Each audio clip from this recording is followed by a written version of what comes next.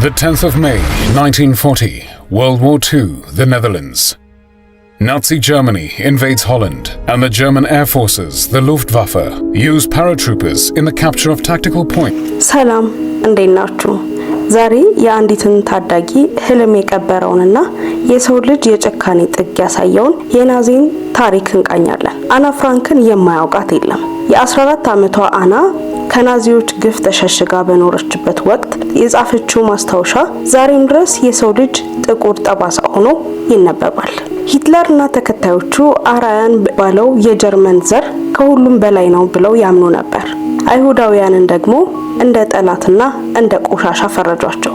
ከ1933 እስከ 1939 ዓመተ ምህረት ባሉት ዓመታት አይሁዳውያን ከስራ ተባረሩ፣ ንብረታቸው ተወረሰ፣ ቢጫ ኮከብም እንዲለብሱ ተገደዱ። ይህም አልበቃ ብሎ በባቡር ተጭነው አውሽዊትስ ወደ ተባለው የሞት ካምፖች ተወሰዱ። እዚያም በዚክሎምቢ መርዛማ ጋዝ ታፍነው እንዲሞቱ ተደረገ። ታሪኩ የጀመረው 1933 ዓመተ ምህረት አዶልፍ ሂትለር ስልጣን ሲይዝ የጀመረው የዘር ጭፍጨፋ እንደ አውሮፓውያን አቆጣጠር 1945 ሁለተኛው የዓለም ጦርነት እስኪጠናቀቅ ድረስ የቆየ የዘር ማጥፋት ጭፍጨፋ ቢሆንም በከፍተኛ ሁኔታ 1941 እስከ 1945 ድረስ ነበር። እንዴት ተጀመረ? ሂትለርና ተከታዮቹ ጀርመናውያን ወይም ኤንኤስዲኤፒ የሚባሉ የበላይ ዘር እንደሆኑ ያምኑ የነበሩ የፖለቲካ ፓርቲዎች ነበሩ። ከላይ እንዳልነው አራያን የሚባል የጀርመን ዘር ከሁሉም በላይ ነን ብለው የሚያምኑ አይሁዳውያን የጀርመን ጠላቶች ናቸው ብለው ነበር የተጀመረው። ስለዚህም አይሁዳውያን የጀርመንን ንጽህና የሚያበላሹ ዘር አድርገው ፈረጇቸው። ከ1933 እስከ 1939 ዓመተ ምህረት ድረስ አይሁዳውያን ከባድ አድሎና መገለል ይደርስባቸው ጀመር። አይሁዳውያን ከመኖሪያ ቤታቸው ተፈናቅለው በጠባብና በከተማው ቆሻሻ ቦታዎች እንዲኖሩ ይደረግ ነበር።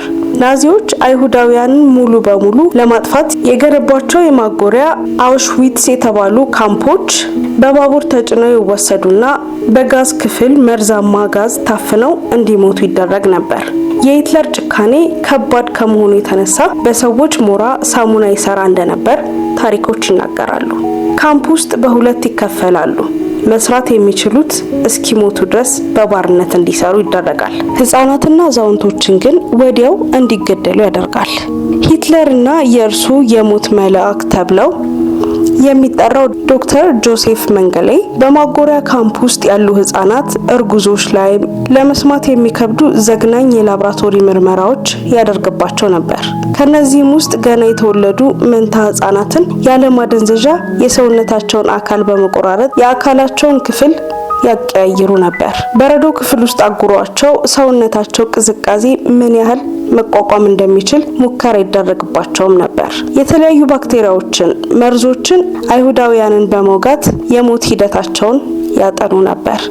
ሂትለር በጣም ጨካኝና አስፈሪ መሪ ነበር። ነገር ግን የታሪክ መጽሐፎች ላይ በአንድ ወቅት ለመሞት ተሰልፈው ተራቸውን በሚጠብቁበት ወቅት አንዲት ነፍሰ ጡር ስታለቅስ አየ። በጣምም ስላዘነላት ከሰልፉ ላይ ወስዶ መጨረሻ አደረጋት።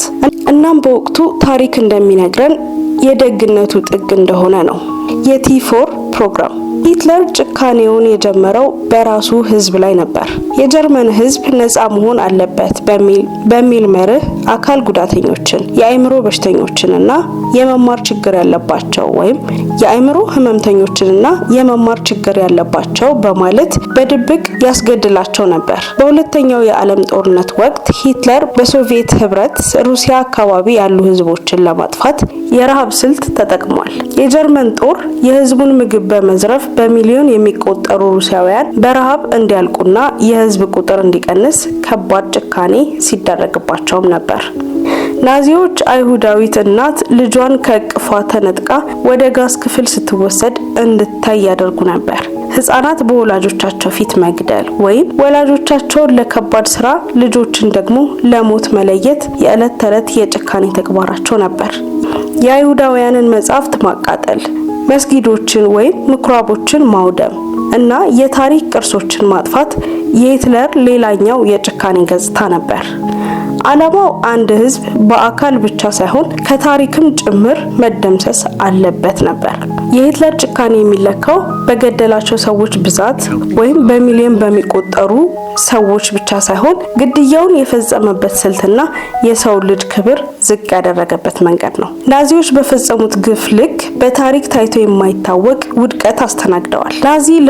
ናዚ ለሺህ ዓመታት ይገዛል ያሉትን ግዛት ያጡት በአራቱም አቅጣጫ በተከፈተባቸው ጥቃት ነው። ናዚ ለሺህ ዓመት ይገዛል ያሉትን ግዛት ያጡት በአራቱም አቅጣጫ በተከፈተባቸው ጥቃት ነው። የሩሲያ ወይም የሶቪየት ጦር ከምስራቅ በኩል ከፍተኛ ጥቃት በመሰንዘር እስከ በርሊን ድረስ ዘለቁ።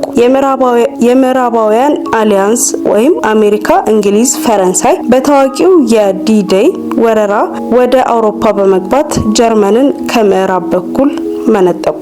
የሂትለር ሞት ሚያዝያ 1945 የሩሲያ ወታደሮች ቤተመንግስቱ አጠገብ ሲደርሱ ሂትለር መደበቂያው ወይም ባንከር ውስጥ ራሱን ገደለ። ከጥቂት ቀናት በኋላ ግንቦት 7 1945 ጀርመን ያለምንም ቅድመ ሁኔታ እጅ ሰጠች። የኑረምበርግ የፍርድ ሂደት ጦርነቱ እንዳበቃ የዓለም አቀፉ ማህበረሰብ ወይም አሜሪካ፣ ሶቪየት፣ እንግሊዝና ፈረንሳይ የናዚ መሪዎች ለፍርድ ለማቅረብ ወሰኑ። ይህ በታሪክ የመጀመሪያው የጦር ወንጀለኞች ችሎት ነበር። ዋና ዋና ወንጀለኞች እንደ ሄርማን ጎሪንግ ያሉ የሂትለር የቀኝ እጅ የነበሩ 24 ከፍተኛ ባለስልጣናት ፍርድ ቤት ቀረቡ። 12ቱ በሞት ወይም በስቅላት እንዲቀጡ ተወሰነ። ሌሎቹ ደግሞ ከእድሜ ልክ እስከ 10 ዓመት እስራት ተፈረደባቸው። የመከላከያ ክርክራቸው አብዛኞቹ የናዚ መሪዎች እኛ የበላዮቻችን ትዕዛዝ ነው የምንፈጽመው የሚል ምክንያት አቅርበው ነበር። ሆኖም ፍርድ ቤቱ ሰብአዊነትን የሚጻረር ትዕዛዝን መቀበል በራሱ ወንጀል ነው በማለት ውድቅ አደረገው። ዴናዚፊኬሽን ወይም ህዝቡን የማንቃት ሂደት ጀርመን በድል አድራጊዎች ቁጥጥር ስር ከዋለች በኋላ ናዚም ከህዝቡ አእምሮ እንዲጠፋ የተደረጉ ጥብቅ ስራዎች ነበሩ። ማስረጃዎችን ማሳየት የጀርመን ህዝብ ናዚዎች የፈጸሙትን ግፍ አያውቁም ነበር ወይም ዝም ብለው ነበር። ስለዚህ ድል አድራጊ ወታደሮች የጀርመን ሲቪሎች ወደ ማጎሪያ ካምፖች ሄደው አስክሬኖችንና የጋዝ ክፍሎችን በአይናቸው እንዲያዩ ተደረገ። የናዚ መጽሐፍ ተቃጠሉ። የናዚ ደጋፊ የነበሩ አስተማሪዎችና ዳኞች ከስራ ተባረሩ። ሁሉም ናዚዎች ለፍርድ አልቀረቡም። ሬድ ላይንስ በሚባሉ የሚስጥር መንገዶችን በመጠቀም ብዙዎች ወደ ደቡብ አሜሪካ በተለይ አርጀንቲናና ብራዚል አምልጠዋል። ለምሳሌ ዶክተር ጆሴፍ መንገሌ ሳይያዝ በብራዚል በሞት ተገኝቷል።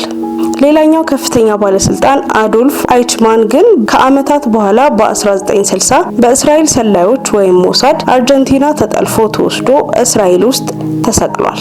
ናዚዎች ነጻ የወጡት ከጥፋት ሳይሆን ዓለም አቀፍ ሕግ ተቀርጾላቸው በፈጸሙት የዘር ማጥፋት ወንጀል ተጠያቂ በመሆን ነው። ዛሬ ጀርመን የናዚ ምልክቶችን መጠቀም ወይም ስለ ሆሎስኮት ማስተባበል በሕግ የሚያስቀጣ ወንጀል ነው። ስላዳመጣችሁን ከልብ አመሰግናለሁ። ሰብስክራይብ በማድረግ ቤተሰብ መሆን እንዳትረሱ። ሀሳባችሁን በኮሜንት አሳውቁኝ። ቪዲዮን ከወደዳችሁት ላይክ እና ሼር በማድረግ አብሮነታችሁን